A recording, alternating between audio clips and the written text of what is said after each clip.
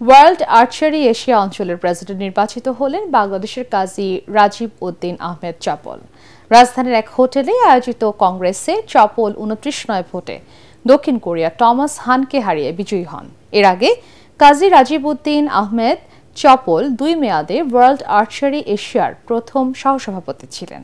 কোরিয়ার বৃহৎ company Hyundai গ্রুপের ঊর্ধ্বতন কর্মকর্তা টমাস হান ছিলেন সাধারণ সম্পাদক।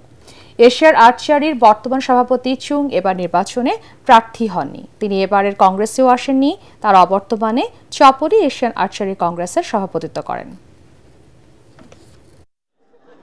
বাংলাদেশকে এমন একটা স্তরে নিয়ে যাব এবং এশিয়ার মানটা যাতে হয় বিশ্বমানে, এবং এশিয়ায় শুধু একটা দেশে যে প্রাধান্য বিস্তার করবে এটা না, আমরা চাই, আমি বলবো না, আমরা চাই, আমরা যারা কমিটিতে আসছি তারা আমরা চাই প্রতিটা দেশ যেন ওই উন্নত শিখরে উঠতে পারে।